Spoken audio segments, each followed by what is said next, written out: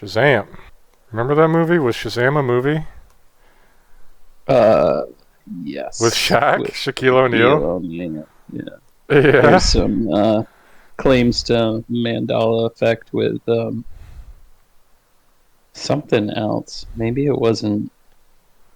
Uh, People will keep saying that there was this Sinbad version, and it was named Oh. something Oh, similar. yeah. Maybe Shazam was the Mandela effect of Sinbad being the lead character, but it's Shaq and Nothing that I really recognized. no, that's the whole Mandela effect. Oh, it's Kazam is the actual Oh. title.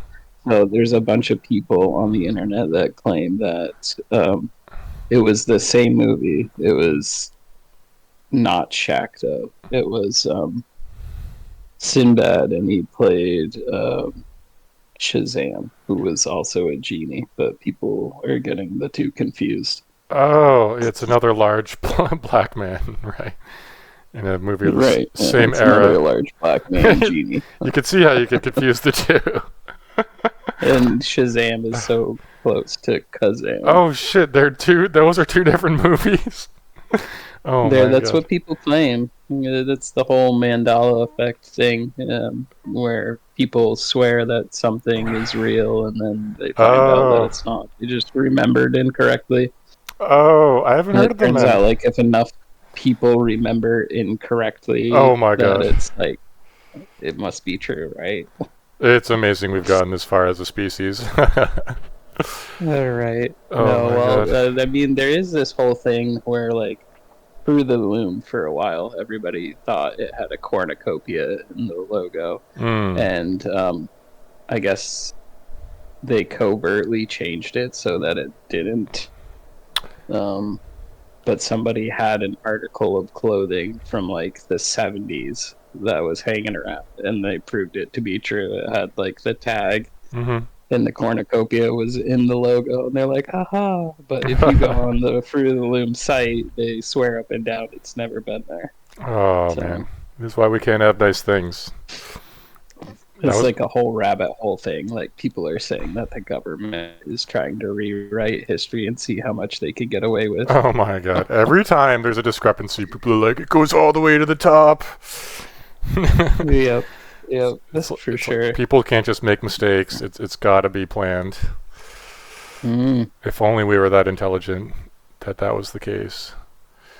But yeah, so this is pretty cool. I'm in Florida. I'm a little bit balmy right now. I'm glistening. So Yeah, that's a weather shock compared to what's going on up here. dude, I it's great. think we have a high of 20 today. Yeah, my mom, I was talking to her this morning. She's like, it's -9 here. I'm like, oh, it's like 69 here. Well, it's Oh, like you didn't go with family. I thought it was a family trip. it's actually 69 right now. Dude, I'm in the right Lucky. place. Nice. Gosh, bro. 69. Am I ever going to be mature in my life? Probably not.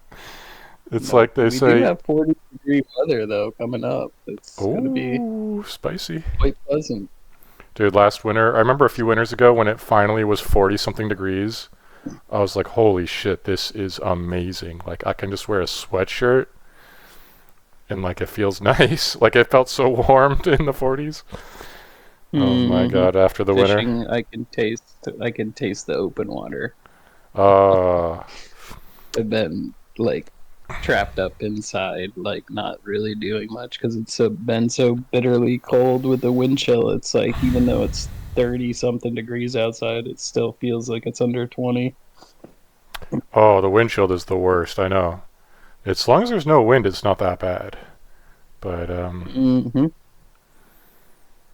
I had something So that. Florida, was this just a spur of the moment thing, or you doing anything fun playing down there? Just chilling. Oh, my main plan's chilling and eating a lot of seafood, and that's the main goals. But there's also a Dali museum, the painter, the famous Dali, Oh yeah, yeah, yeah. which is pretty cool. So I'm definitely gonna check that Salvador out. Dali. Salvador Yeah, that's gonna be Dali. awesome. Definitely one of the Take some coolest. pictures. Yeah, and yeah, I'm just gonna. My ankle's been sort of killing me to walk on, so it's already feeling a little better since I've been resting. And so I'll just give it another day or two, and then I'll have enough ankle strength to walk around a museum. It's pretty Yeah, bad. I need we're to, getting old, dude. dude. That happens. It's the worst. I heard warm weather is good for joint pain. Yeah, unless you've been acclimated to cold. I feel like that weather Mm. changes, have more of effect than just straight cold. Mm.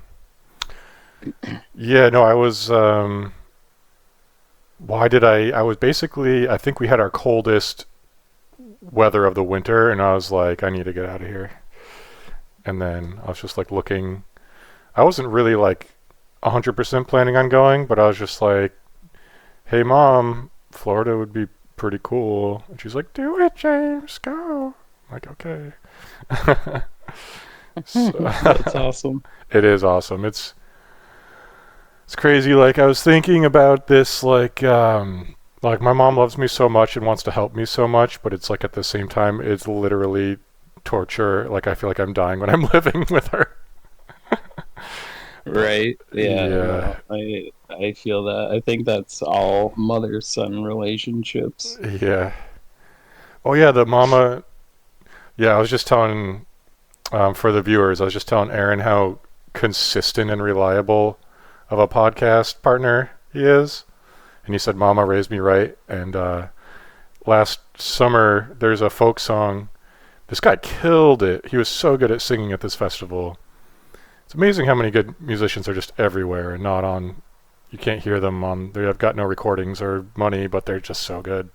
But it's Mama Tried. It's like, I'll be 16 years. I'm going to butcher this. I don't remember the exact lyrics. But it's like, I'll be 16 years in prison doing life without parole. Um, she tried to raise me better, but Mama tried. Mama tried. Do, do, do, do, do. Yeah, it's a fun song. It's about being a bad boy, even though Mama tried to raise you right. I got that out of my system as a teenager. I did almost the opposite of my mother's expectations, Mm, except for like schoolwork. Like I stayed on top of that. yeah. But as far as she wanted a polo wearing basketball playing song, Oh and my I ended god. up being a skater punk. Yeah. So there it is. I kind of wish I had done. I did almost everything they wanted me to do in high school, so I didn't really start getting it out of my system until like I guess college or maybe now. I'm a very late maturing person. I'm like it's definitely better to get it out of the way earlier on in life. Um, Oh yeah, I'm hoping that Manny's already where I was as a teenager. yeah. There's massive resistance on all fronts. Dude, I still can't like his the hand in the head he did The to me. sax, the I was sax like, is for holy real. shit, dude. Oh my god, it's so good. He reminds me of my. I had a friend in college who was like the coolest, most fun roommate I ever had. All he did was play. He had one of the first Bluetooth speakers ever. It was kind of big, but it had like incredible sound quality. And his music taste matched mine perfectly, but he knew way more good songs than I did. So he was just like the sickest DJ. He didn't do any schoolwork. He would make. I would like check over his English writings because like somehow Yeah, he figured out that I was like good at writing and proofreading things. But he would just roll like the most perfect spliffs, like the perfect tobacco to weed ratio. Just a pinch of tobacco, not much, just the tiniest bit, just the perfect amount. We had our fan set up in the window, and he'd just be the best DJ rolling. I remember being like laying in bed because it was a double bunk bed, and like looking down and like he's smoking. I'm like, oh, I'll just grab a little puff off that. Like as I'm still laying up in my bunk, he's DJing good tunes. arm flops down. I can picture It was so. it. He kind of Fill looked my like. hand. Yeah, it was so good, and he kind of almost looked like Manny a little bit, like the similar build and like I don't know the proper way to say like colors, I guess. Dark hair and like little bit tan. Like he was such a cool kid. He had this girl over one time, dude. He had girls over. He was like borderline anorexic. He was like zero fat, like and like That happens in college. I lost a ton of weight. I was the smallest I've ever been. really Yeah, yeah. no freshman Couldn't afford 15. to eat. Uh, yeah, I was on like a meal program, but you only had like an hour window and you had to do it at the set times. And if you missed those times, then you were screwed. And unfortunately, a lot of my classes interfered with those times. They'd either run late or the way it was blocked wasn't very good. You kind damn. of got screwed out of that. I'm just checking podcast ideas here. Yeah, well, I was gonna say Um, that while you're checking that, my Boosted Boys used to be one of my favorite YouTube channels. Kyle is the guy from that channel, and he moved to Florida years ago from like Connecticut or something. And I remember seeing him just like glistening once he's moved to Florida. It's like being in a sauna all the time. It's pretty sweet if you like that kind of thing. yeah, I'm not a fan of swamp ass, which I obtain easily. I'm like Dude, 80 degrees or less. I don't think I could do a Floridian summer. yeah, yeah. You got to get like little electric fans inside your clothes just to blow on your swamp area. I'm finally an optimum pooper. Oh, I nice. thought I knew what optimum pooping was, um, What? because it, I thought I was regular because I went at the same Uh, time every day, but it was uh, only once a day. You're uh, supposed to go like 3 to 4 times a day. I had no really? idea. Yeah, the bloating was real. I was like, why Uh, do I always feel like this? But I got my hands on some prebiotic and probiotic coffee, um, nice.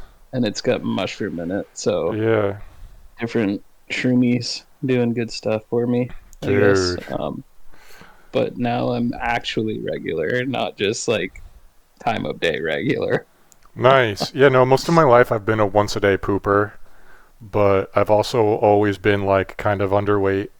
And when I got down here, I bought like, there's a fresh fish market down the road, and I got $50 worth of fish as soon as I got here. And it's kind of a lot of money, but at the same time, that much fish in a restaurant would have been like way, way more money. Oh So yeah, absolutely. yeah, and so I just mowed down on like I had a whole chunk of dolphin, and then like I got a huge piece of salmon, and I had two or three poops today. So normally I just have one.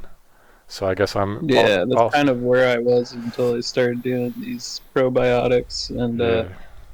I just feel way better. Nice, And I don't suffer from heartburn as much anymore. Like I'm actually digesting things the way I should be, nice. You look which good. is very cool. I don't see any black under your eyes. I have a little. I've had some under my eyes since I've moved back in with my parents because I just cannot rest as much as I need to there. But yeah, no, that's awesome that you're a regular pooper now, and you have Yeah, it feels nice. feels good. Just a little bit of butt pleasure. Feels good. That was that's stolen comedy from the Matt and Shane podcast, which is what I watch the most. They're saying that like it feels good going out, right? So theoretically, you know, that's a gateway to like other types of butt pleasure. Maybe I don't know. Whatever. It's stupid, but Exit only, in my case. yeah, yeah, yeah. Exit only pleasure. Oh I my god, it's so I stupid. feel I feel better, just in my stomach and overall. Nice. But on the topic of sleep, I Mm. may look rested. It's Ah, partially due to my wife allowing me to sleep in a little bit. For nice. some reason, the past 2 nights, I have not gotten to sleep before 2:30 in the morning. Hmm. How come? Yeah, just well, the first night was um I'm not really sure. I couldn't get comfortable. Mm. Um That's and huge. then I decided to go down rabbit holes because once Aaron is awake too late in the evening and there's no one to talk to and nothing to do, rabbit holes are my downfall. Yes, no, dude. Um, If I miss my sleep window, I can't sleep the whole night. yeah, that's pretty much where I've been for the past 2 nights. I felt really tired last night and I thought I was going to get good sleep. But as soon as I started getting sleepy, uh, my son decided that he had to go to the bathroom, which is attached to our room. And Mm. the brightest light in the bathroom Oh. got turned on before our door got closed because there is access between the two rooms. Um, so that in bright, intense light, like just as I was drifting, was like, nope, you're not Oh. going to sleep. Dude. I Yeah. need. I've heard that, a tree fell on my head when I was 16. I drove a tractor into a tree. It fell on my head. It like crushed my skull. You can even see a dent here, and it broke my jaw and like compressed my spine. But I heard that people with head injuries typically require more sleep to get the same amount of rest. And most of my life, it's taken me 10 hours of sleep to be fully rested. And That's wild. yeah, and then like at my last apartment with my job, I was getting the best rest I'd ever had in my life. I would go to bed at, I'd basically lay down at 7 to get ready to go to sleep because I can't just like lay down and go to sleep. You have to sort of settle in, get comfortable, read something, watch something, get your temperature situated, get your comfort situated. So I'd lay down at 7, then fall asleep by like 8, and I'd wake up at like 5 or 6. And even with like a full 10 hours of sleep, I would feel so good in the morning. Ever since I was a kid, I would wake up from a night of sleep so, like, I would literally get up and jump out of bed just full of energy as if I'd just had like 3 coffees. But I would feel like glowing, like full of energy. I'd just feel so good waking up. But even when I did that at my last apartment with plenty of sleep, it would go away by like 1 o'clock. I would be exhausted again. Mm. Somewhere between like 1 to 3 p.m. typically. Then I would lay down again and I would rest. I would nap for like an hour or two, and then I'd wake up and I'd be just as full of energy again as when I first woke up in the morning. And so, anyway, that's my point was since I've moved back in with my parents, I haven't been able to have a daytime nap a single time in the last like year and a half.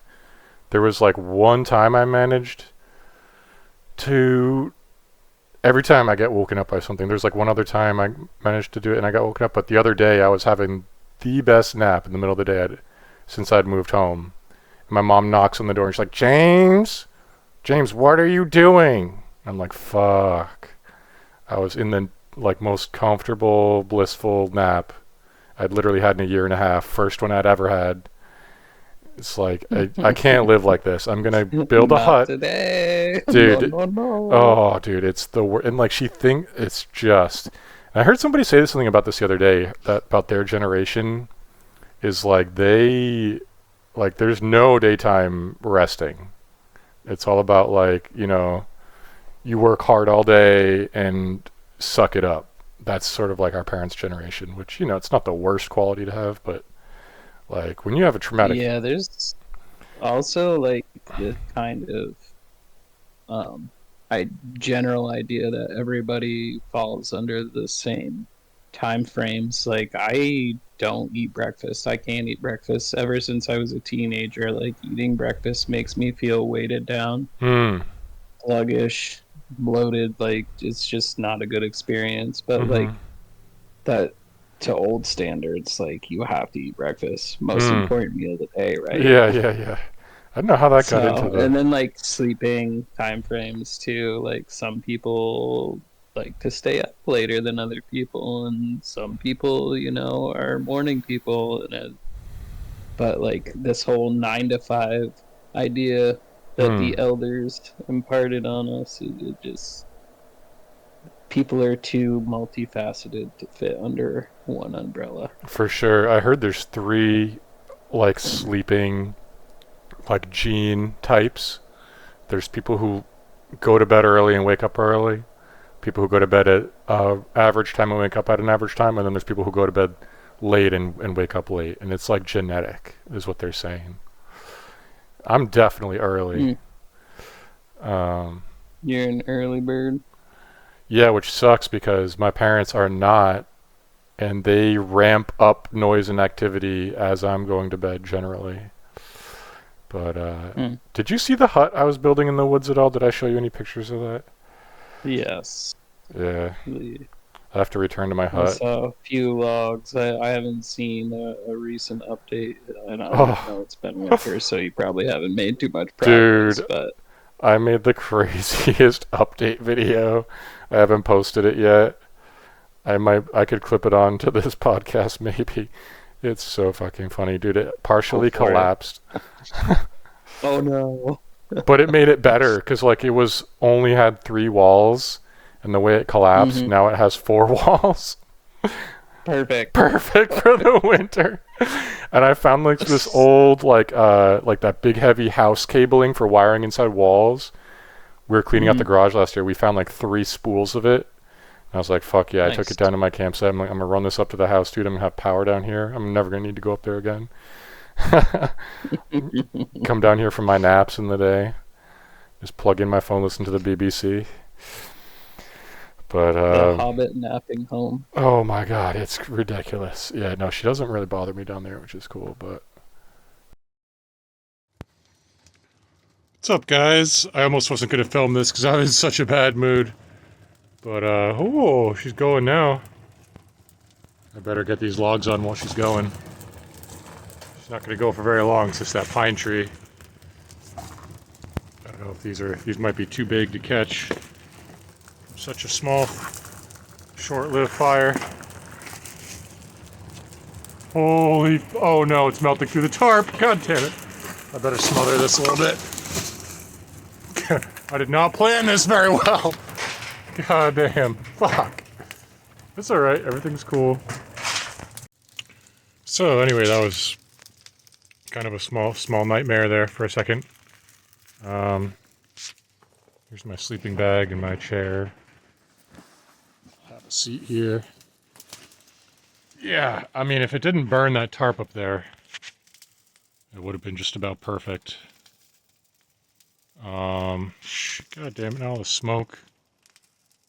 At least I have a chimney hole now.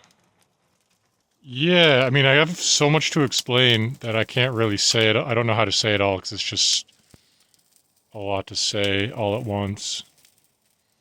But basically, my mom's sleeping patterns and my sleeping patterns are completely incompatible.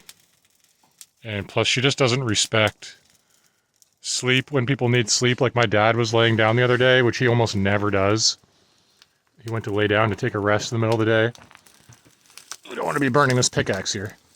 And then my mom starts like making so much noise, vacuuming and slamming like things around the house. I'm like, Mom, Dad's trying to rest right now. And she just doesn't care at all. She just keeps being ridiculously loud, literally stomping around, slamming things around, running the vacuum cleaner. It's absolutely insane. Like, she just, I don't know, I've had rings under my eyes for like a year just because it's impossible to sleep with her around. And so I built this little shanty town here to sleep on the edge of the property and actually got really good sleep here in the summertime. But when the winter came and the winds started blowing and started getting cold, I went from tent sleeping to building like this little shelter. Like Rust players would be pretty impressed, I think, especially having an injured shoulder and ankle. But anyway, it partially collapsed on me. So you can see this main support right here is holding up that beam, which goes all the way across. And then I had another support, which is laying down there, right there, that was holding this second beam up. But I think what happened was the wind must have picked up, because this whole roof was flat. And I think the wind picked up and kicked out that support, and this whole beam here came down. It used to be up there like this beam. And so when I discovered that, I was like, God damn it. Like, I thought I was going to have a nice place to sleep this winter. And I just gave up on this place for like 6 months. But then I came down the other day and I came in here for the first time. There's like a little, even though it collapsed, there's like a little entrance hole conveniently that was left. And what I realized was that even though it did collapse, um, like the second section of the roof actually turned into a wall. It wasn't enclosed before. It was enclosed on 3 sides in the roof. Now it's basically enclosed on 4 sides in a roof, and it's like way smaller, but it's still a pretty decent amount of space. Um, anyway, I came down here. I laid down in the sleeping bag right there for like an hour yesterday when my mom was being ridiculously loud in the house. And it wasn't bad. I was surprised. It's actually pretty decent. Chilling out there for a little while. Um, but then I realized that like it was almost sealed up. Like all I had to do, I just blocked off that with a tarp right there, and I just blocked that off with a tarp up there. And it's pretty much sealed up in here now. And if I just got like a little fire going, it could actually be like a cozy little place to chill out. Except for that was kind of a disaster because it just melted the tarp, sealing off the roof up there. So, well, I've got a little miniature wood stove that I have anyway. I can run a chimney up at the roof, which would probably be smarter. And most of the tarp is still there. It's like a gigantic tarp. It's like a 20 foot by 30 foot. So I can probably just get like a small tarp and fix that hole that I just created. But yeah, I also wanted to get the fire going because like this wheelbarrow is frozen to the ground and I need to move it out of here. And also the snow, the roof is covered in snow and ice. So I figured if I got a fire going for a little while, I could start melting off the snow and ice off the roof here and start repairing this place a little bit. So yeah, I was so depressed when I found this thing collapsed down because I worked so hard for months last summer to get this little shanty built. I got my grill out here I got for free from recycling. I'm just gonna put like wood in it, you know. It's a gas grill, but you can just put wood in there, light it on fire, and grill on top of the wood. Got plenty of wood around here, so. But yeah, I was just like, so here's the other support. That support collapsed. This one is still up. So I think if I had just nailed the top of the support to the beam or tied it on somehow, probably would have kept it from collapsing. So I think the wind, this thing, you know, it came out straight flat, like a flat roof, like a big flat angle. So it was really good for catching the wind, unfortunately. And I think the wind must have just picked up a little bit and that support fell out and the whole thing collapsed down. But yeah, it's like, it's a situation. And here's I just brought this blue tarp down because this was all open to the air. And besides the little bit of draft that was coming through yesterday, it was actually pretty comfortable in there. Like it wasn't even that cold inside of a sleeping bag. It was really just more uncomfortable than cold. So I just need to get like, I've got a futon mattress I can get in there. So, oh my God, it made its own chimney through that tarp right there.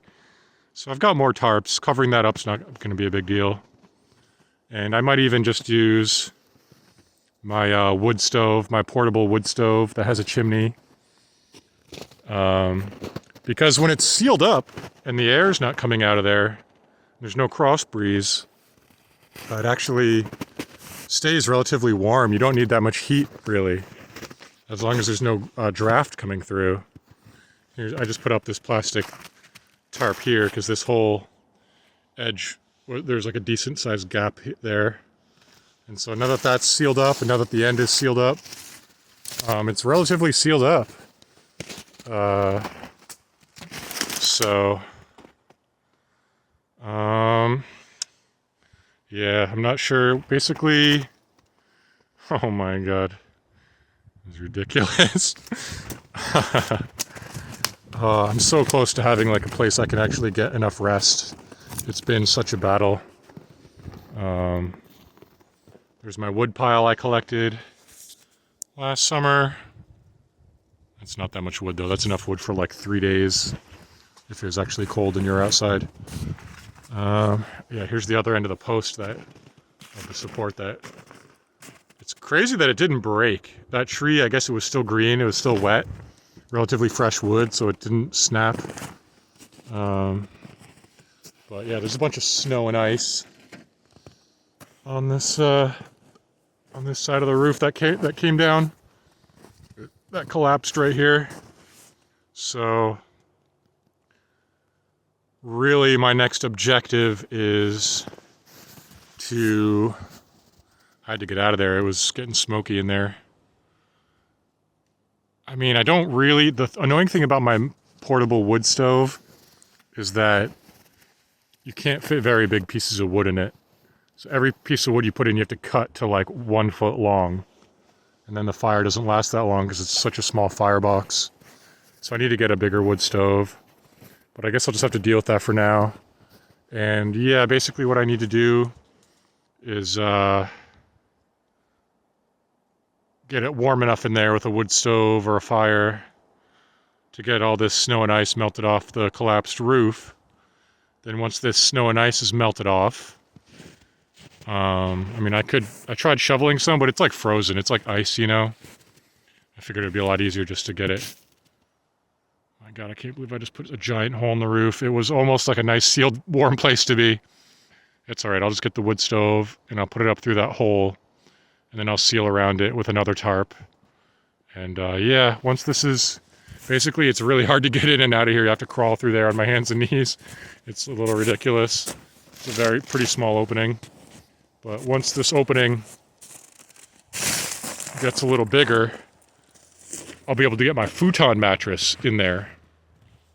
And boy, let me tell you, once I get my futon mattress in there, I'm going to be so comfortable. I'm going to be able to take naps in the daytime when my mom's being like ridiculously loud for like and not caring about other people. Even though she says she cares about other people, her actions speak louder than words. So she cares about herself more, which that's fine, but like, you know, it's really annoying. So yeah, I basically got to get it toasted up in there and melted off, and yeah, I don't know. I got to make a comfy little nap spot in there somehow. All right, I just dug out the snow right here to make the entrance a little bit bigger. I just have to be really careful with my shoulder because it's injured, and every time it feels better, I start doing stuff like shoveling and working outside again, and then I end up re-hurting it again. So that should probably be all that I do with that arm today. In terms of harder labor, I got this, there's a dirt bike stand that was like frozen right there, so I got that. I hit that with the shovel a couple times and got it unlocked from the ground where it was frozen on the ground. So that opened up some more space in here. And the fire has burned down to like a reasonable level. That was really dumb. All those pine needles from the Christmas tree. If I hadn't done that, I bet I wouldn't have melted off that roof. That was so stupid. But, I mean, that's what I was going for, is like a nice little fire like this. If I had that going, and I hadn't melted the roof, we would have been in better shape right now, but that's all right. You live, you learn, you languish, lament. So it's like not a bad space in here, really. I mean, even though half of it... Here's the main... There's a beefy log right here. This is the one that was holding up the second beam. It was just reinforcing it. I mean, see that beam, how it's holding up the main roof thing? It wasn't even required. It just helped it to not sag down as far. But, so it still smells a little smoky in here. So I think it's almost big enough. Oh, look, I moved it. Oh, nice. If we can get this out of the way, then I think I'm going to be able to get my futon mattress in there. So that's nice. So the next thing I'm going to do is get this former roof support pole out of the way and go get my wood stove and mattress and another tarp to seal that hole in the roof that I just made. And we maybe, if we're lucky, could even get a nap in here today. All right, guys, I'm a little bit out of breath. I can't believe how much progress I made in like half an hour. Yeah, I got my mini wood stove in here. And the chimney is not quite tall enough to make it out of the roof. We'll have to try to find some extension pipe or raise that off the floor a little bit further, or build up more stuff on the floor to raise it up a little bit further. But it's pretty, I mean, all the smoke is going out now through my little chimney hole that I made by mistake. But I got my futon mattress, pulling it in on this piece of plastic to keep it clean.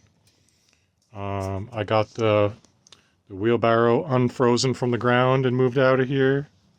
I got the pickaxe unfrozen from the ground. So I got my pickaxe up here. I got a shovel.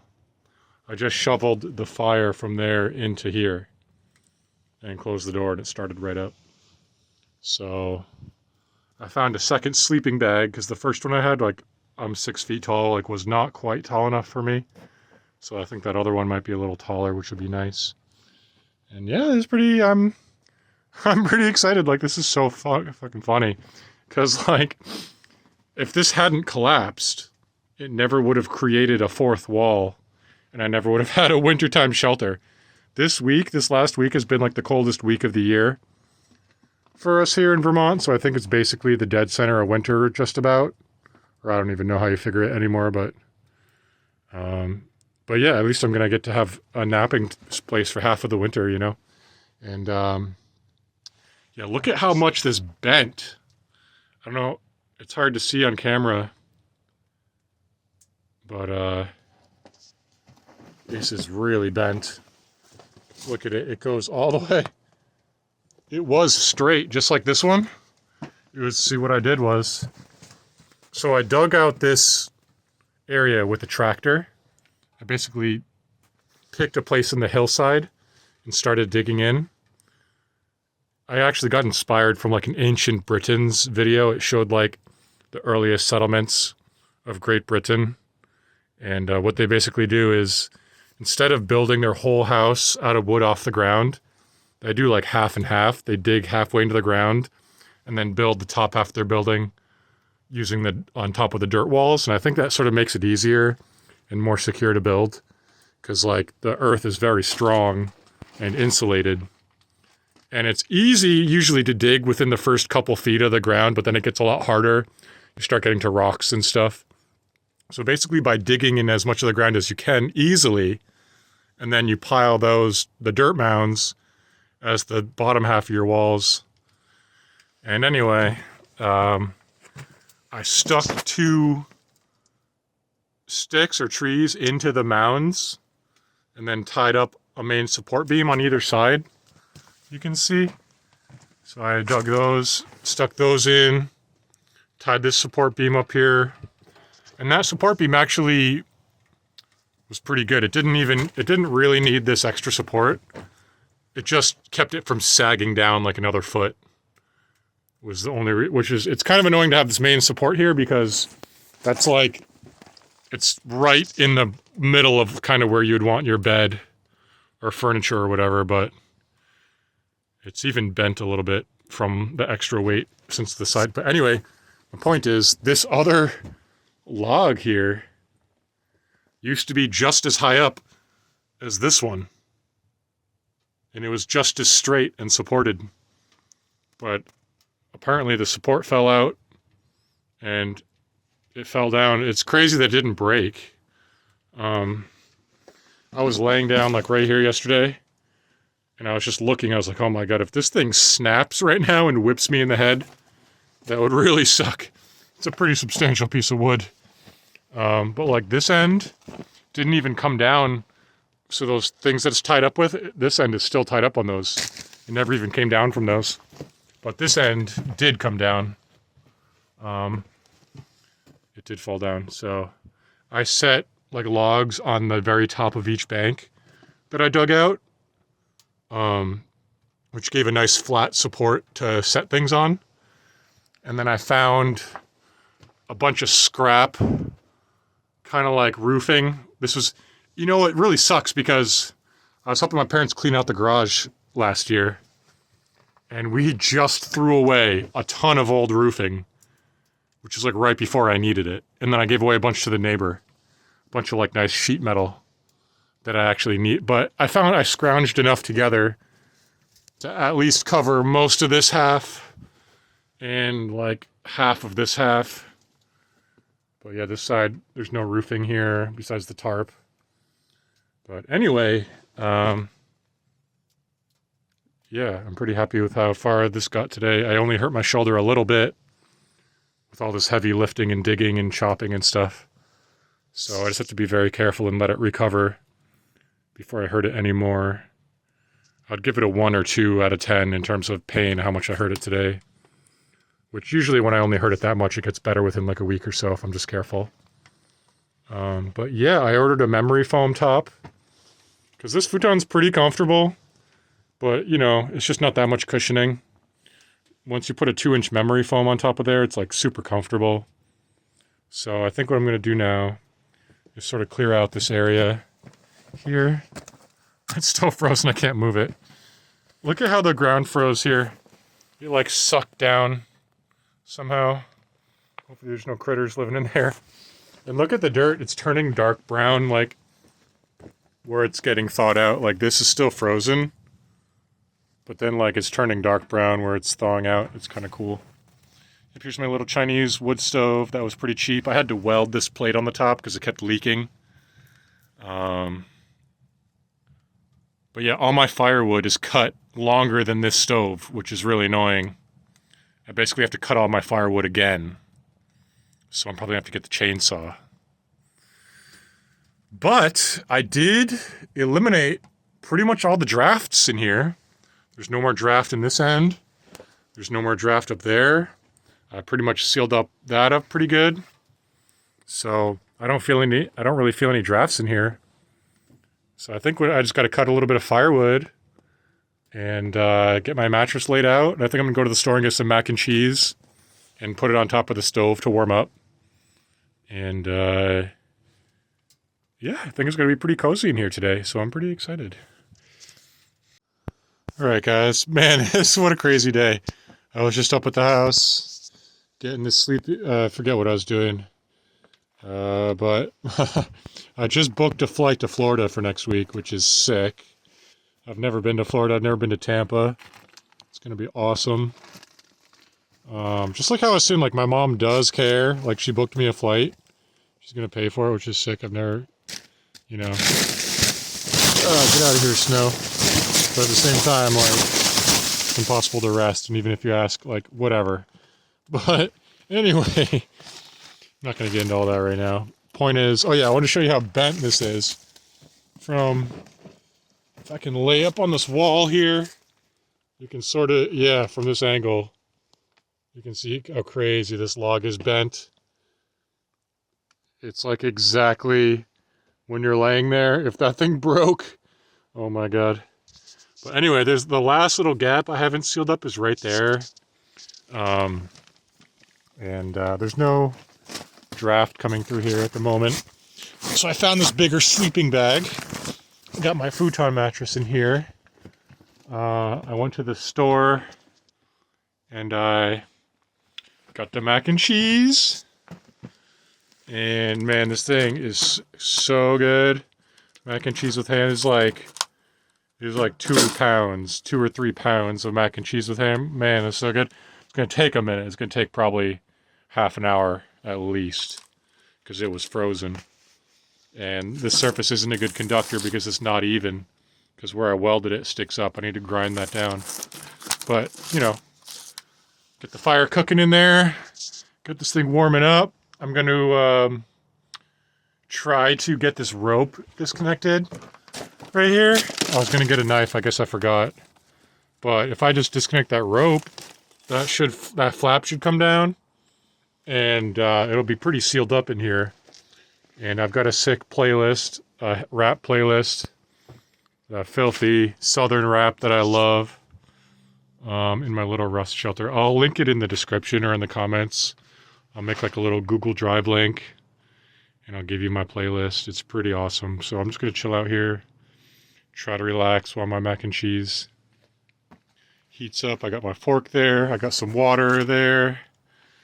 And dude, I went up there It's so ridiculous. My dad is literally doing construction on my room when I went up there. Like, I mean, it's a guest room, really. It's not my room, but it's my room now, for now.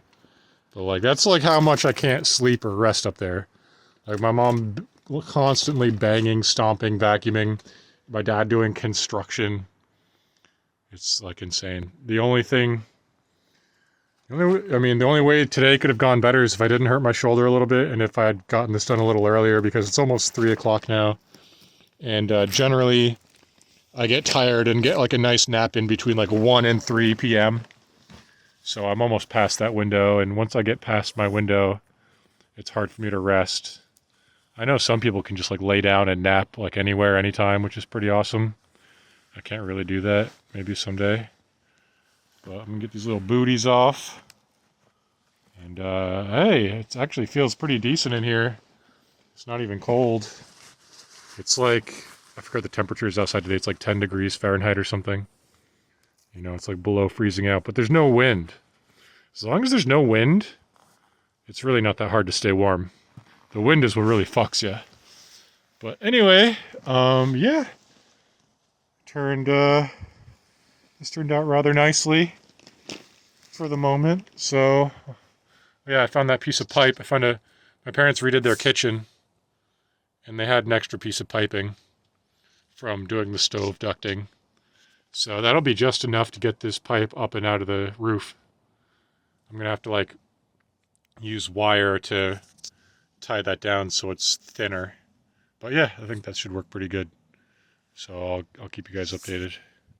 But anyway, I'm in my sleeping bag. This one is also a little bit short. I guess I need to buy a tall sleeping bag. But it's very peaceful here. It's very nice having the peace and quiet. That's like the number one thing for me.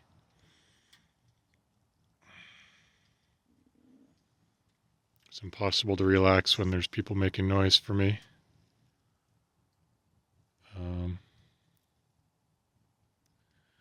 Oh yeah, but this is really nice.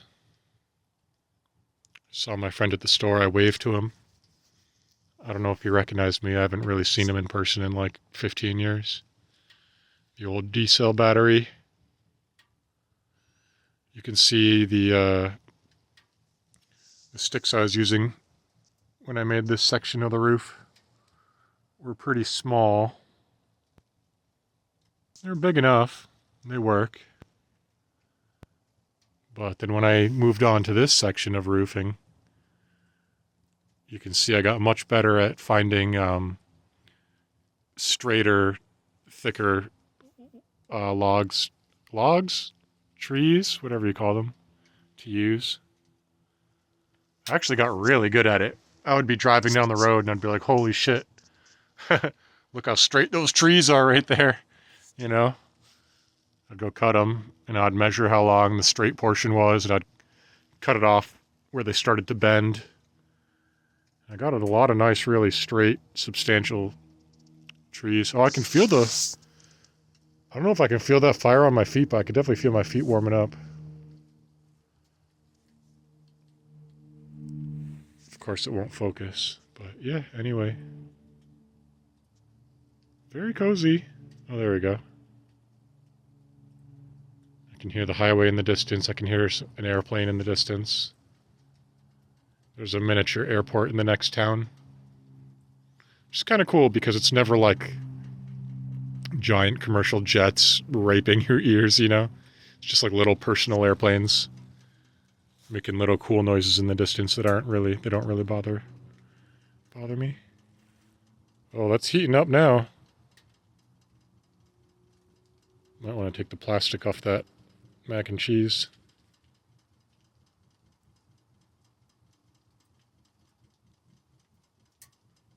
Oh, the fire's pulsing. Man, I can just sit and watch a fire forever. Well, it looks like those logs are catching at least. I should probably close down the grill a little bit on the front to stop that pulsing. It's like a pulse jet engine right now. I don't want to get up. It's so comfortable. But I'm just going to get up and adjust that and lay back down. All right, I closed the grill about halfway and put 2 more logs in there. Surprised how quickly they started burning after they caught. I guess they're nice and dry. This mac and cheese is actually making some sizzling noises. So I took the plastic off. Heating up quicker than I thought it would. Yeah, no, like there's this thing I heard a guy say about like finding your people, where it's like you have finding like a place in the world where people you vibe with that, you know what I'm saying? Yeah. Find your tribe. Exactly. Yeah, for sure. And so I tried. I think this related to something else. I was writing down in my one of the things was like Jabari moving to Florida like right after high school. And then Mr. Schweitzer. dude, he was so creative and interesting and fun. Did you ever He was a wild child. he He was very comical. I don't think I really got to know him on the level maybe that you did, but Yeah. he was definitely an interesting kid. Super interesting. I didn't get to know him super well, but like I just remember playing basketball with him one time in grade school, and he was like, "Check out this move I just figured out." And he like did a 360 and put the ball behind him so it bounced on the ground, and maybe did like a fake pass first. And it was almost like a magic trick because like it worked perfectly the first time he did it, and it kind of blew my mind because he like does this fake pass in 360 and the ball's just gone. Yeah, I'm like, what the hell? He had a lot of globetrotter esque tricks. Dude, I loved basketball in high school during lunch period. That was one of my favorite things, actually. Man, if I can ever recover these skateboarding knee and ankle injuries, I'm gonna be balling, dude. Again, I was working on dunking. Doesn't happen, sir. Dude, I got my last, this knuckle, the last knuckle. I used to get that over the rim. Which means Really? which means if I actually practiced and got stronger back in the day, I'm sure I could have gotten to the point of dunking. Yeah. Dude, I got to get robotic. Natural born ups. I had natural ball handle. Like, I got cut from basketball in like 5th grade, and I didn't realize that I could still play anyway. And I was like, oh, I'm cut. Yeah, I guess you I'm never don't going have to to play. be on the school team. Right, yeah. So I'd never played basketball again until like high school. My parents sort of forced me to play baseball and soccer every single year, all through grade school and all through high school. And I love soccer. I played willingly for 6 years from the time I started kindergarten until 8th grade, and then I had a terrible coach that just made me lose all interest. He was just like, okay, he'd sit there and eat it while we ran laps, and then he's like, all right, shoot on goal, and it was like literally half-hour practices. So it's like just when you get your blood moving and you're warmed up, it's like, okay, end of practice. It's like, are we gonna learn ball handling? Are we gonna learn like any skills other than just running and shooting? Yeah. I was so underweight that I tried like really hard, but I just didn't have enough like muscles in my body to do well.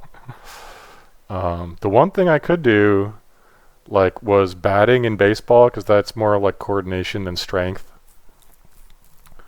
And I got pretty decent. I wasn't like the best, but I was pretty decent. Like I would always get contact. There's this one game I'll never forget. In high school, our team, it was the last inning.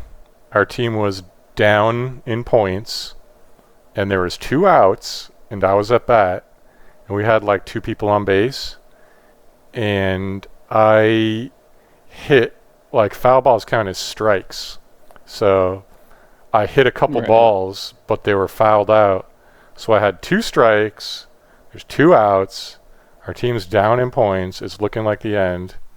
and the next pitch comes, bam, foul ball. I mean, it's not even like bragging that much because back then, dude, those high school kids, like rural high school kids, they're so easy to hit. They're not like throwing fastballs. They're not throwing curveballs. They're little kids trying to get it down the middle. You know what I mean? So it's not like that impressive to like be able to make contact with that, but still. So after, and then it was like four pitches. Appearance. Oh, hello, kitty. Look at my anus. Look at my anus. Spaz. Oh shit, dude! I remember one time I was petting my old cat, and then like I was petting him for a while. Then he just turns and opens his butt to me. I'm like, fuck this. This sucks. Yeah, it's weird. Animals in there need to cover their butts. They should have downward sloping tails. Especially cats. They're like the most like regal, like mannered pets. But they're like, here's my butt. Yeah, I mean, now it's fine. Right? Oh yeah, I forgot. She wanted to show off for the camera. Yeah, look at this sweet beehole. Oh my god, no, I'm just joking. Is it his or her name? What's it again? It's female. Her name's Sybil. Where'd that name come from? Yeah. Does that mean anything? She was named when we adopted her, but apparently it means like some sort of oracle or something. Ooh, I don't know. That's cool. Yeah. Does she get to run outside at all, or? No. No. We live right near Main Street. That's a good way to get a flat kitty. Dude, I saw this video once of like this crazy New York City girl who would like run around capturing stray cats.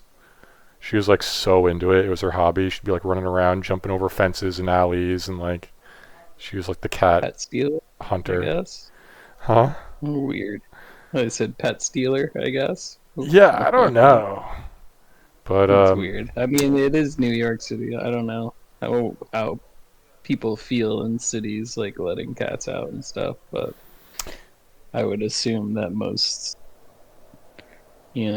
urban pets are indoor pets for the most part. It's crazy. Unless you want to walk your cat. Dude, cats are like, fuck off if you try to put a leash on them. They're so, what's that? Not dehumanized, but, like disrespected or whatever. They feel, they really don't. That's like the biggest offense. No likey. Yeah. But no, so I hit so the fifth pitch comes, bam, foul ball. I got 5 fouls in a row. I forget if there's any balls, but like the dugout, I'll never forget, was going crazy, dude. By like the 5th foul, everybody's like on their feet, cheering, like yelling to me, yeah, James, yeah, James. I remember Jeremy Gilchrist was like so enthused. He's like, ah! They're like going crazy. 6th pitch, foul ball, dude. 7th pitch, I got on base. We won the game. Oh man, that is a tension builder. I mean, at least you were ticking it every time. That's crazy. I don't follow it too much. I do know that after like the 3rd foul, it stops counting as strikes, right? Yeah. The second, yep. You can keep fouling. Yep. And you can stay in the game. I didn't know if there was a cap to that or not. It's crazy if there's not, because like there's so much potentially foul for like 2 hours. Yeah, and there's so much pressure because like you have 2 strikes and when you're fouling, you're basically swinging for things that maybe you're not 100% sure if you're gonna hit. But yeah, it was pretty cool. That was the other most epic moment I ever had was like I used to play outfield and I wasn't that good at catching the ball. I would catch it like half the time maybe. And I remember one time there's like a huge pop fly to outfield. I was in right field and Chris Saunders was pitching.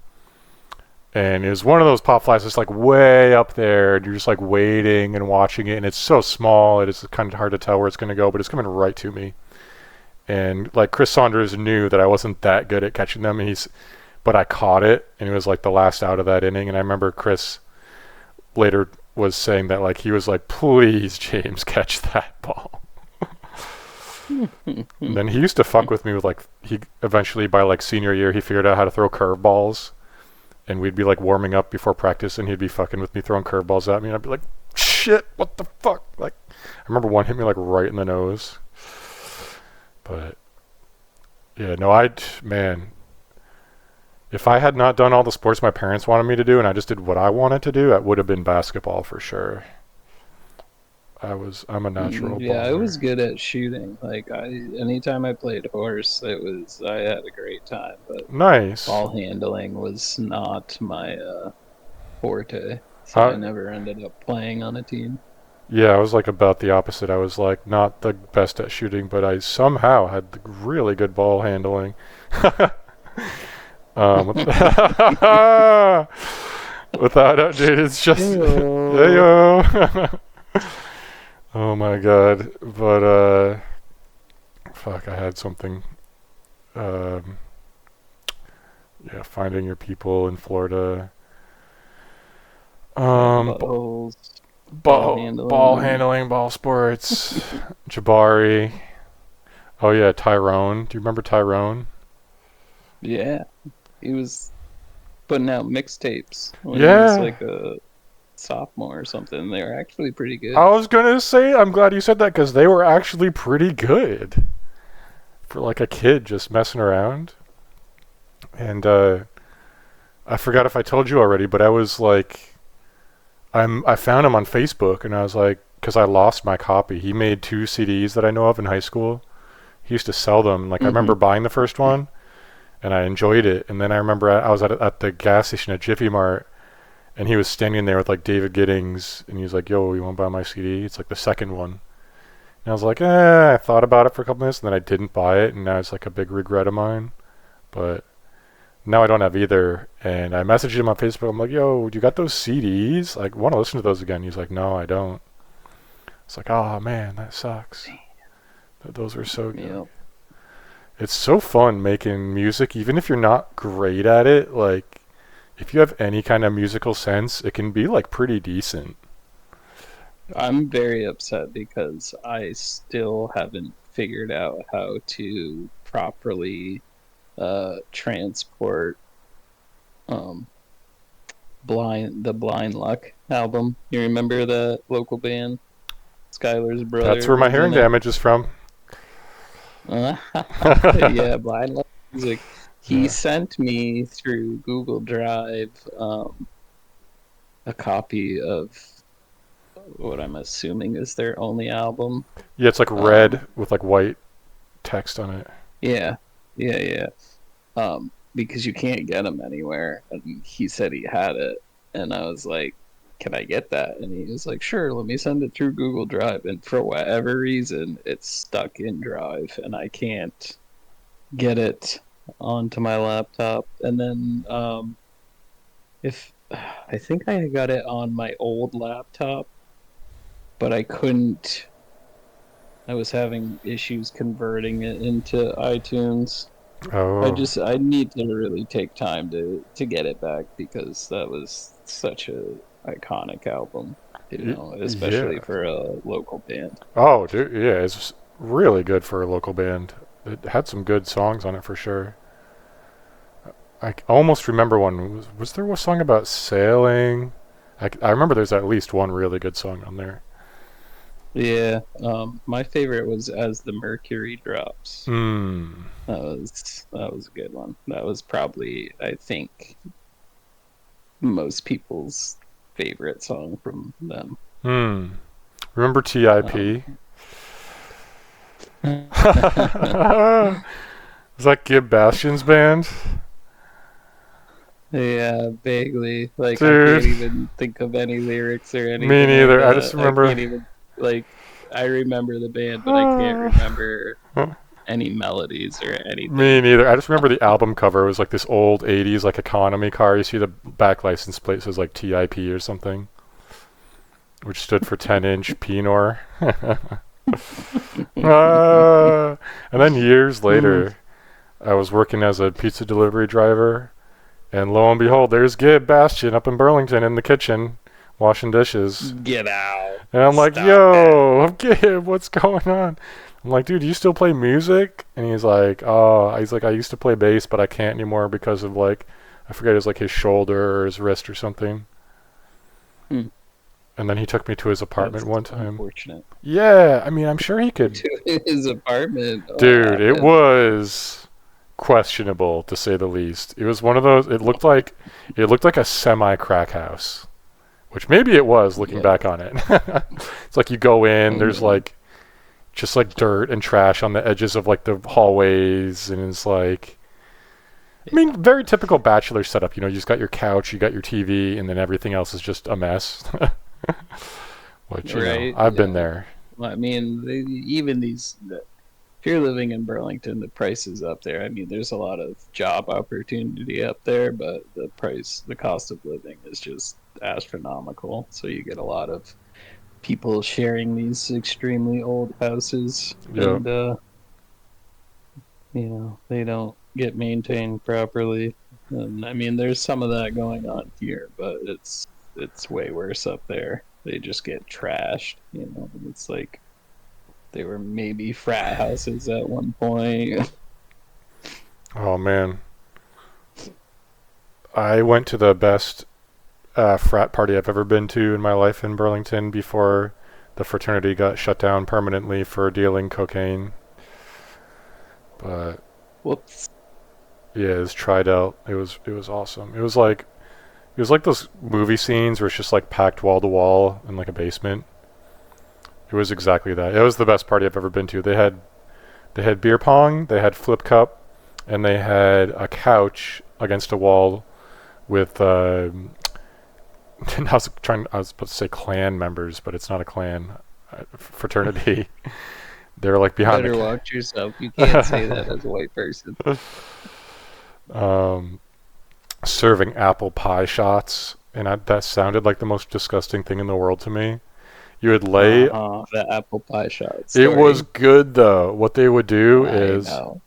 you You tell know, me every time. I I think we told need you. to recreate it at some We point. do. I don't really do that anymore, Me but I neither. might be willing to make an exception Me too. We should do it at one cast. for I some apple pie. For sure. I had one drink a week ago, which was the first one I'd had in like 2 months, and it was long enough for my liver to regenerate to the point that I actually was able to enjoy it and not feel more bad than good. So it's crazy how badly I destroyed my liver, dude. It's like it can take Yeah, one every 2 months. college was, I think, for everybody. That's like you're out from your parents' feet. Like, there's a lot of experimentation going on, and just like I don't know, it was not good times for me. There was always people that wanted to party, and I could never say no because like growing up around here, There's just um, being nothing. like an import from up north, Oh, I found that people were very clicky. oh yeah. Yeah, so I didn't really start making a lot of friends until like a junior and senior year, and by then it's kind of too late. Um, so like everybody was super social in college, and it was like, oh yeah, sure, I'll be your friend. Let's go to that party, and it was just like, whew, it was a whirlwind. Dude. We were getting into clubs illegally. You Um, yeah, have there a was fake there was a ID? whole lot of drinking. I think the first 2 weeks I was there, my roommate ended up going to the hospital and having to get his stomach pumped. Oof. So yeah, Damn. that kind of set the tone for the year. Uh, I mean, fortunately or unfortunately for me, I was like so addicted to video games that I didn't have a lot of friends in college, and it was hard for me to find parties. I would basically walk around on the weekends and like you would see like a crowd of students walking. You just like join them. They'd be going to like a party somewhere. That's sort of how I did Oh it. yeah, it's easy to get in if you want to. There's always stuff going on. Did you go to Castleton? No, I went to Rhode Island College down in Oh. North Providence. I Ooh. was I was just a small town boy in a big city world, and it took me for a ride. oh my god. Man, those days, jeez. All I did was like longboard at ridiculously high speeds and drink beer and play video games and like do the minimum amount of work to not be held back through classes basically. I felt so bad for the people grading my fucking shit because like I knew exactly how much bullshit and effort I could put into my homework and still get like a C, you know? I'd be like, I know there's a lot of errors in this, but it looks like I kind of know what I'm doing because I do, but I just don't care enough to do it well. Like all those poor Mm. TAs. Oh my god, what a nightmare! I was at the airport coming down here, and there's like I was looking for a place to sit down at the terminal, and there's this old lady with a seat next to her, and I was like, "Is anybody sitting here?" She's like, "Oh no, you can sit here." And we're talking about like college and like how the trades are basically better than college these days, and like how long it takes to be a doctor. Her son is a doctor. I'm like, yeah, my sister's a doctor. It's crazy how many years it takes and how sleep deprived they have to be to get that But job. yeah, it's fallacious. Yeah, And I know a lot of people that are, getting the degrees and then they get out and there's no chance for them to apply them. Great example is I was an early 20 something working at Hannaford's, and the deli manager had her master's in business, and she's head of a grocery department like that it's requires no education. dude. When I graduated with my engineering degree, which took me 8 years to complete a 4 year program, a lot of it was from depression and chronic pain and injuries from skateboarding. Um, man, I can't even imagine what my life would have been like if I never injured myself so bad skateboarding. I mean, skateboarding is so fun, and I got pretty good at it, but goddamn, does it fuck you up. It's a kid sport. Yes, it does. If you're a lightweight kid, it's fun, and it's harder to get injured, but once you get older and heavier, it is not very smart to do. I still dig how, like, I could No, still feel pretty safe in, a, like a correctly sized half pipe for me, like the one Ludlow had before they redid it. But besides yeah, that, it just is way too dangerous. If you have knee yeah, I pads wouldn't on, do a half pipe mini yeah. ramps only for this guy. No Yeah. vert for me. No, no I It's mean, too dangerous. yeah, for sure. No, like a mini half pipe. Yeah, yeah, Three, 4 foot. yeah. You don't bounce back like you You do not. used to, and there's no more weekend warrior. If you want to be skateboarding in your late 30s, early 40s, it has to be like an everyday thing. You have to stretch before it. It's not like when we were kids, you could just hop on a board and Yeah, get shit done. and the pebbles, dude. I don't know how I never cared about people just like skateboard in the street. There's rocks and dust everywhere. Dude, one little pebble will fuck up your day so bad. Like I never I've even had it do that to me. dude. It was like a decent sized rock, but it caught the Yeah. hanger of my truck and stopped me dead. And then Yeah. I went forward and I jabbed my shoulder like into my neck, Yeah. and my shoulder was done for like 4 or 5 days. I was like, "Are you kidding me?" Like I was just riding down the sidewalk. I wasn't even doing anything worth talking about. That is my number one fear if I'm ever on a skateboard. That's the main reason that I only go extremely slowly and like never very fast. Just because I'm so afraid of pebbles. But oh shit, I just had something. Is Brain. that like a that should be a fear? Like there should be a word for it. Like a Peb- phytophobia is the fear of snakes. Like what's the fear of pebbles? Pebble Oh, what's Latin for Pebble. pebble? Hey Siri, what is Latin for pebble? I can't translate into Latin. Can't translate into Latin. You're a worthless piece of garbage, Siri. Maybe rock. Rock. Hey Siri, what is the Latin word for rock? I can't translate into Latin. Can't translate into Latin. That's alright. Saxum. I think Maybe. we've been rolling for about an hour. Wow, already? Maybe. Dang. Yeah. That's That's what crazy. happens when the homies get together. Time flies Dude. when you're talking about things and stuff. Yeah, no, it's been a good one. Let's see, I had a couple topics in mind I was thinking of. One of them is how do you feel about like the headset communication versus real life? Um, I almost prefer it. Which one? Headset? Yeah, Me I don't too. know. It depends on the feeling. Like today is nice because I can just be in my pajamas and chilling on my couch. Yeah, hell yeah. Me too. We definitely could do this more often. Like, also, it's interesting because like a lot of podcasters will have headphones on so that they can hear the actual microphone audio that's being recorded. And Oh, it's definitely nice. I mean, I can't hear myself, and I wouldn't want to because that messes up your speech patterns. for But sure. um, these aren't bad. These are the headphones that I ordered. They've got an open back, but it's not completely open. It's just up here, so I can still hear what's going on around me. I can hear Manny watching his TV. Oh yeah, that was the other thing. The bright light that woke you up in your bathroom. Hmm. What about night lights? You don't got any night lights? We do, and there's one in there, but for some reason he doesn't want to go to the bathroom without intense light. So I don't know. Mm.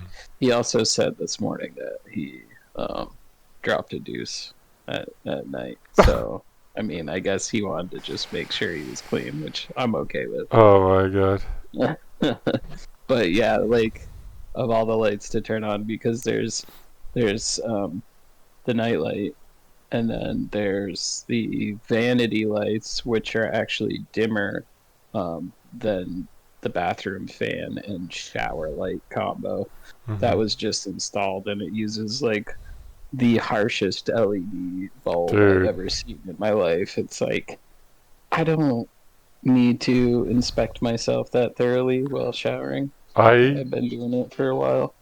Um, oops, we got a phone call. It's work. hello. I'll see what it says later. Hopefully, it's You can check it if you need to. Dude, I hate those send it white. to voicemail. I hate those white lights so much. They're the worst. I'm definitely like I get sensory overload with bright lights. I mean, even the bulbs that we got in our table lamps have are like those modern LEDs with a yellow tint to make it look like old Yes. incandescents. Yeah, Oh, they're I nice. love the yellow tint. I was putting some in, and my dad, he's a fan of the white lights, but me and my mom like the warmer ones. My my computer monitor is like pretty modern and nice. Like they've gotten a lot brighter over the years. Not only have the colors gotten better, but they've just gotten much brighter altogether.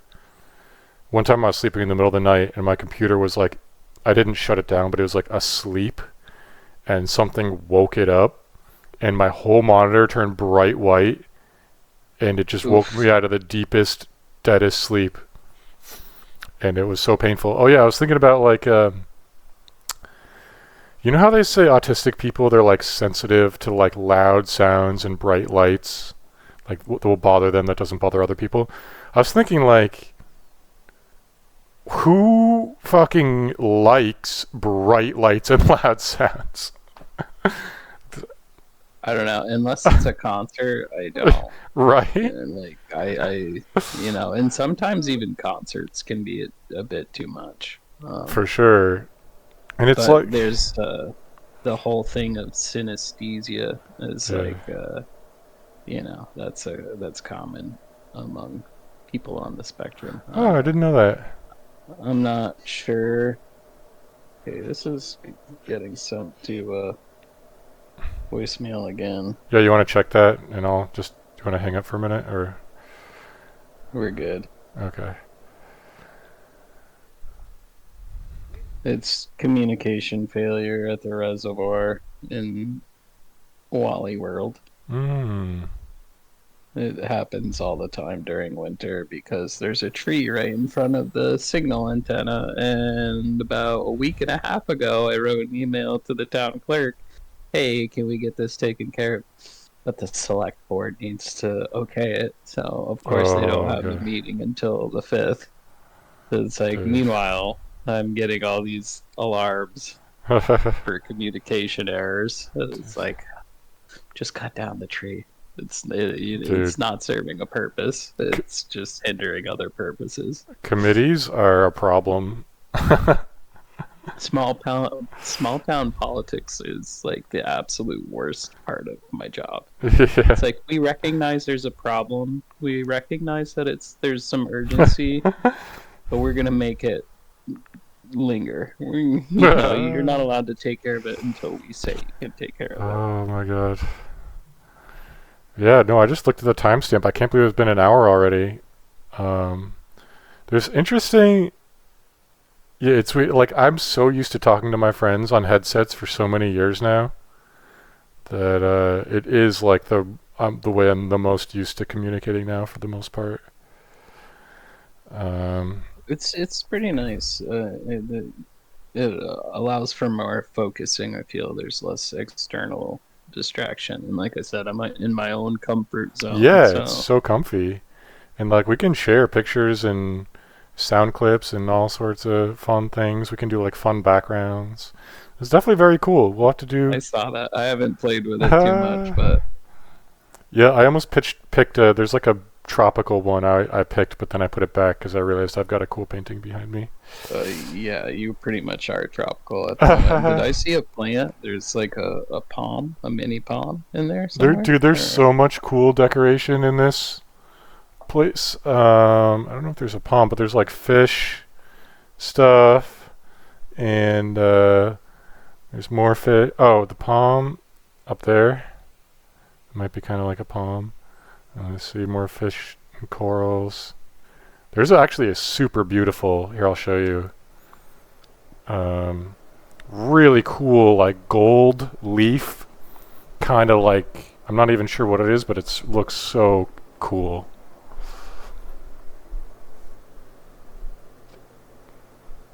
oh yeah, Isn't that all? that's And pretty like, sweet. yeah, and it really like depending on your angle, it catches the light in different.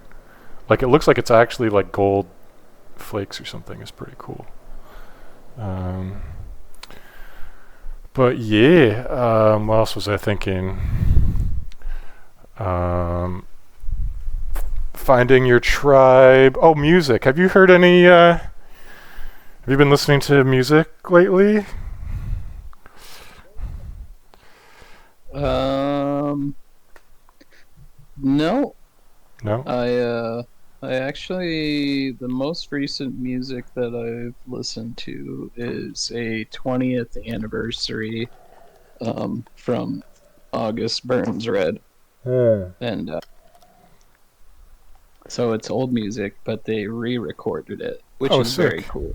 And it's like one of the best anniversary albums or reimaginations that I've heard in a long time. Mm. Typically, when bands do it, they either go overboard with redoing it, like they change almost everything, um, or it's just almost identical to the way it was before. But this is a nice middle ground. They have, the lyricist or the vocalist, his cadence changed a little bit on some of the songs, but it's true to melody, and the musicianship is tight. You can tell that it was recorded and mastered better, but it's still like unmistakably the same songs. Nice, Very dude. nice. I wrote that down. I'm Yeah, gonna check that out. Um, yeah. August Burns Red, Thrill Seeker. Thrill Seeker. Listen to the OG and then listen to the 20th anniversary. You'll be like, yeah, I get it. I don't know how to spell anniversary, so I'm just gonna write it wrongly. ANNIVERSARY. Damn, dude, you're smart. I'm good at like. I was actually pretty impressed when we started doing the podcast because like it'd been so long since we were in school together that I sort of didn't know you anymore. but I was very Yeah, impressed we with. took a bit of a break there. I'm like, hey, dude, I need you for my podcast. Like, let's be friends again. No, but I was like super impressed with your intelligence level. Like, and like I've got some very specific things I'm really smart with, but you got like a really good, well-rounded intelligence. That's like almost more impressive, I think. Because like it's not that hard to be good at a I'm few just a things, jack of all trades. Don't dude, get too blown and away. a master of I just know a enough to number be of them. dangerous. Dude, yeah, no, it's pretty sick. I mean, you got a big brain. um, Yeah, something's got to take up space in this massive noggin. oh my god.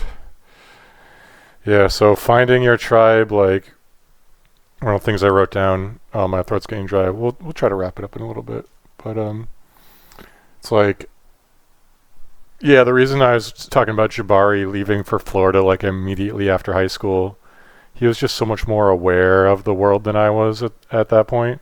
It basically took me 30 years to figure out, oh shit, I actually am not a huge fan of the Northeast. It's like, um, yeah, every time I leave the Northeast, and people look happier and healthier in other places.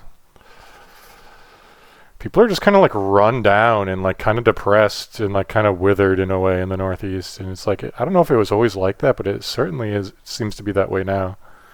Like one thing I noticed in particular, there's not there's not a lot of strong young men in the Northeast. I noticed.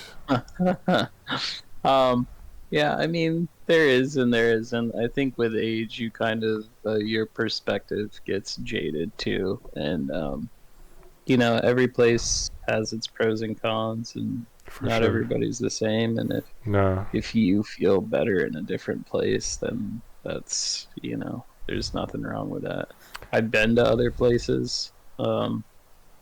I kind of toured the East Coast on my way back from Texas. I stayed down there for a couple months. Um, I went a little bit south for college in Rhode Island, still Northeast, Yeah. New England-esque. It doesn't really change until you go south of like Maryland Yeah, I don't know. or The heat's Pennsylvania. too much for me. I'd rather wear more clothes and be cold than deal with heat. That's how I used to be for sure. But I am tired of being depressed and inside all winter, basically. But like also the finding your tribe thing. Like I mean, just it seems like in the Northeast it's just like a lot of old people, Mm-hmm. and which Vermont is famous for young people leaving, but like, oh yeah, when we're talking about music, yeah, I just found this Wood Wheel song by UGK, which is like Underground Kings, and I've been bumping that. And I've been bumping Viper. He's like a meme, but he also produces rap that's like pretty actually good and like amazing, like, pretty good production. I don't want to get too sidetracked, but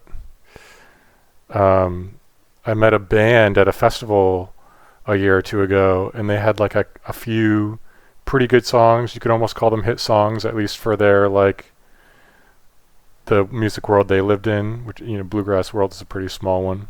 So it's like having a hit in that world is not like a big thing.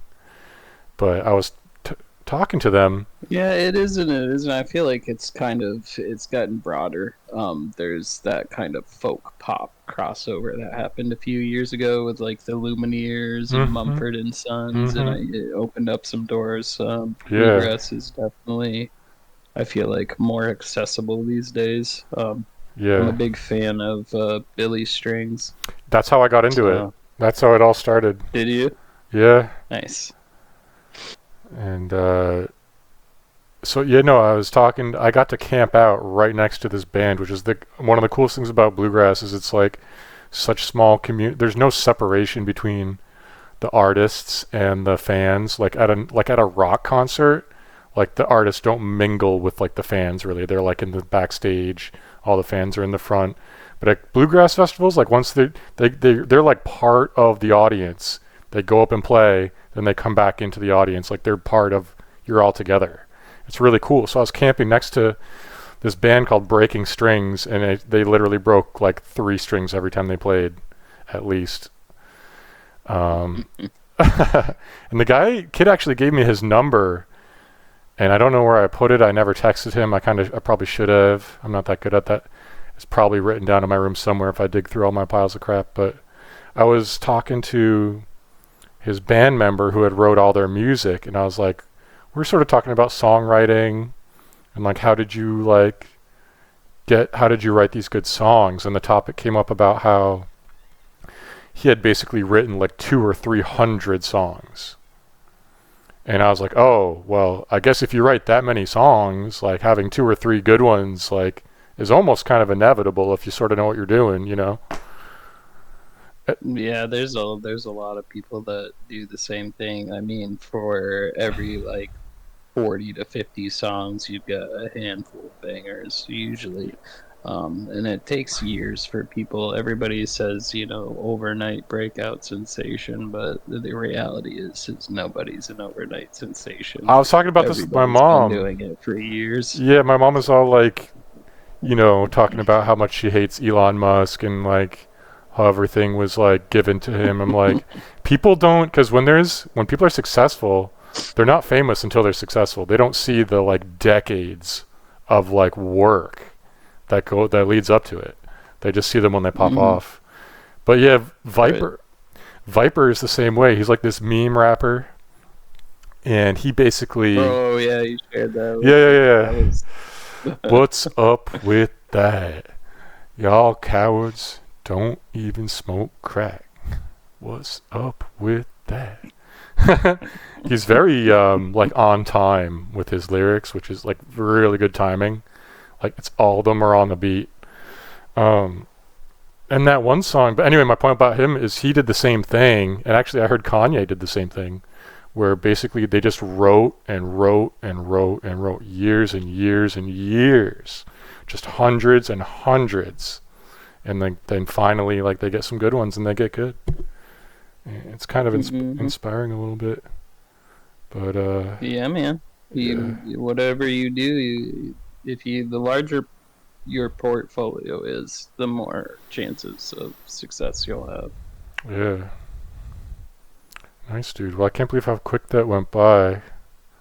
If I had some mushroom tea, maybe I could fix my throat and keep talking, but I think we did a pretty good length. We're coming up on it. My phone's been going off the hook for work, and I just got a text from the newbie, so I should probably take care of that. All right, I'll finish off with a couple. The Rigid Tools brand. Mm-hmm. Wouldn't it be funny to have some of their tool cases in the work truck? Yeah. Rigid. Oh, it's rigid, brother. Wouldn't it be funny to have like a Flaccid Tools brand? All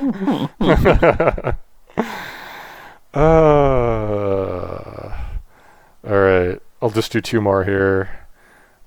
People who use the word whom correctly in everyday talk, what do you think of them? Honestly, bravo for taking the route less traveled.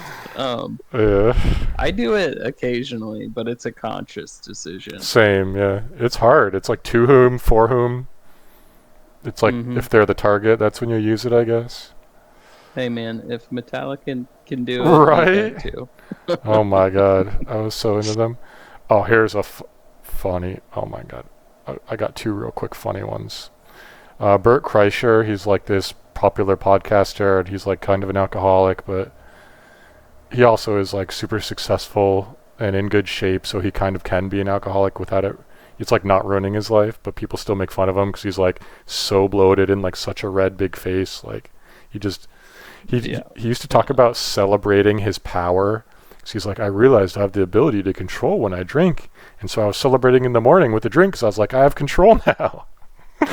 It's one of the funniest things. But he was on his he was on this Something's Burning podcast, and he was talking about how, oh my god, it's so weird, but how he stopped jerking it to porn because he felt like it was wrong, or like because he has a wife, he felt like it was unfair to her or something like that. And so apparently he got like, he's like, now I only look at porn that's like similar looking to my wife. And then he was talking about how he got like an AI model that's like his wife, but she can do like crazy shit in the AI program. And he's like, oh, it's awesome. But the funny part was that he was like, oh, when I'm looking for women that look like my wife, he's like, I'm looking for like minimal back fat. And it's like his wife was right next to him and heard that. Can you imagine talking about how it's like, she only has minimal back fat? That just sounds so funny to me. Like it's such like a backhanded compliment. Oh my god. God, that's what happens when you have no filter, which is why he's so popular, because he's very funny, but also it's too much sometimes. All right, so the last thing, we were talking about how old we were when we realized that Chinese food wasn't actually Chinese. Mm-hmm. Because like they trick you, because like the theme, it looks like the restaurant looks Chinese. They've got the Asian characters, they've got Asian people working there. It's like it's set up to try to trick you. So and it's like, so when I lived in Randolph, there was a Chinese place right next door to me, and they had a son who had like grown up in that. Why is it? It's just weird that it's always Asian people working at Chinese places. It's like they want you to like, what's that word? They want like the benefit of the doubt. It's like they don't want to break the imagination. Fake authenticity. Yeah, there's something, dude. It's so funny because like, so I remember, I'll never forget, but because they had a son who was like, maybe he was like just old enough to start answering the phones and taking orders and stuff. He was maybe, I'm bad at guessing ages, but maybe like 10, 12, 13, something, probably like 12 or 13.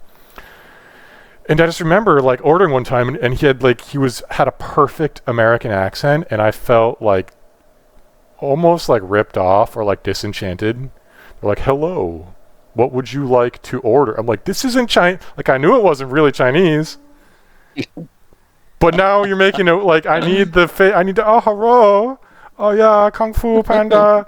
Like that somehow makes it, even when you know it's not Chinese, that somehow makes it better. How much you want? How much you want? Broken English only. Dude, it's like, I need my real, fake, authentic Chinese food. You can't be talking with an English accent. I seriously was like, it made the food worse. I was like, what the hell, dude? Come on, this is Chinese food. I thought that was hilarious. It's like, dude, what are you doing? You can't talk like that and take my order.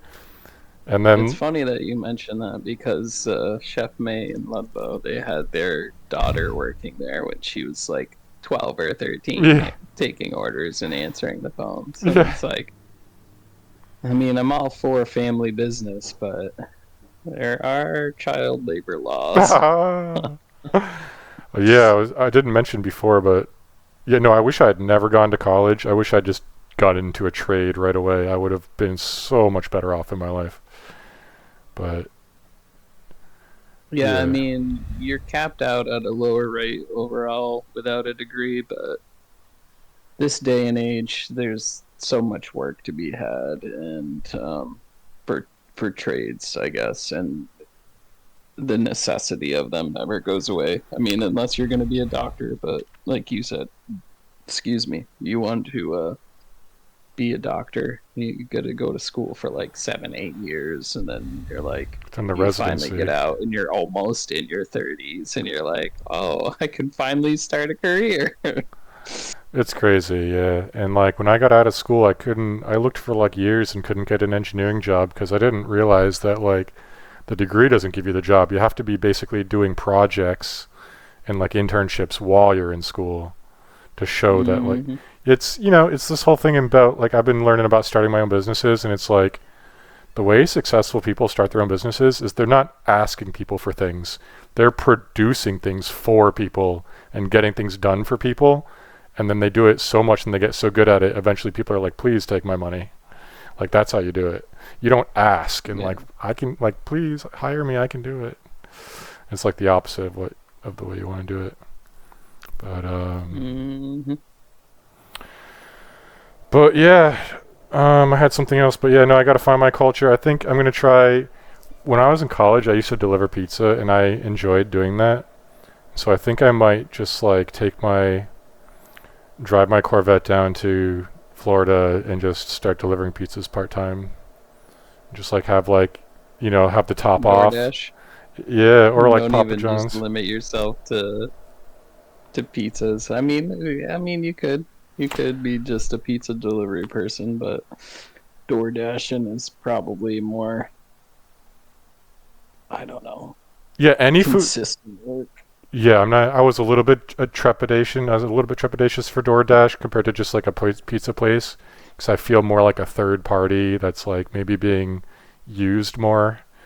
But I don't know. I'm willing to do any delivery because I'm just imagining like my Corvette with the top off, like good music on the speakers, just whipping around. Like, here's your food. Like, I could totally do that because it's hard for me to find a job that doesn't hurt any of my injuries and doesn't stress me out. But that's one of them. Like, I could totally do that part time and then use my other part of my time to like keep producing podcasts and music and try to like start my own businesses and stuff like that. So I think I might want to try to give that a try and see, because like all the Yeah, rap. side hustles are like almost mandatory these days. Yeah, I've got the full-time job, but I've been slacking a little bit, but I made quite a bit of money on eBay. Not enough to be like bragging about it, it's a few thousand a year, but that's pretty. still, Oh, it's nice, dude. Selling your stuff. yeah, just flipping things, buy out a season at reduced prices, wait till the commercial prices go up and just undercut it slightly, and I'm not even Damn, using some of these things. Some of these items I'll use like a handful of times just so I can, speak to its quality or whatever, and then just turn it around and there's always people buying used stuff, dude, you have or to. new items. Yeah, you got to know your audience is the hardest thing. Like, you got to buy stuff that other people want, and it's the initial investment. Sometimes can be a little bit scary with some items, but I was watching a show about, or actually it was a YouTube video. This guy, he does fishing and he's retired, and all he does is flip stuff, and that funds his YouTube fishing channel, which also brings in income. He started off Dude, with like, he spent $500 and ended up making 3.5 grand, and it was all in like a week. He just kept flipping stuff. the opportunities available for like making money today with the internet and everything is like it's better than it's ever been. I was selling some stuff on eBay and Facebook Marketplace over the last few years, and I was kind of successful for part of it, but also was like pretty frustrated for part of it too. But I would love to have some of your tips and advice, because it's funny. I did a Google search earlier today of like how to make money easy, because now they have those AI answers, and it actually had some good answers. It was like the first thing was like sell stuff you have that you don't want anymore, and then like the next two ones was babysitting and dog sitting. I'm like, oh shit, that is easy. I could definitely do that. Because it's like, I was telling my friend online about how like, I'll try to wrap it up after this, but I was trying to like, basically when I quit my office job and moved back in with my parents, the reason I did that is because I felt like, I think I told you this before, but I felt my soul dying every day working in an office. Because like I'd go home, I'd cook and clean and go to bed. I had no time to like do anything fulfilling creatively, really. And so I was like, oh, if I move back home, then I can like do all the creative shit I ever want to do. But then I move back home and I can't fucking sleep and I'm constantly stressed. And I'm like, okay, this is not working. So now, and it's like in all the rap I listen to is like comes from the South, like Memphis, Tennessee, like Georgia, Florida. Memphis. Yeah, dude. Juicy J. I love Juicy J, dude. And it's like I vibe with that shit. Sometimes you just feel ratchet and you gotta listen to Dude. some raunchy stuff. And they drive those like classic cars with the big wheels and the nice stereos. It's like everything Boy, I'm that was into. North Memphis. My bad. Yeah. Dude, it's all dude, I share so much more in common with that culture than the Northeast culture. So if I'm just down there with like a dank classic car whipping around delivering stuff like and a sound system, I feel like it's definitely going to be the best part of my career for sure. We'll have to see. We'll see. To be dude. continued. Yeah, no, I'm excited. I'm a bit slow to figure stuff out, but 30 years later, I'm like, okay, I think this is my tribe. There you go. All right, man. Well, I gotta take a. Yeah. Gotta get rid of these fruit flies first of all. Ooh. Second of all, yeah, I gotta take a work call. So Yeah, man. we'll wrap it up here. Yeah, thank you so much. Appreciate it. That was a nice long cast. I think the lads are gonna enjoy it. All I'm saying to now. Oh yeah, mate. Oh yeah.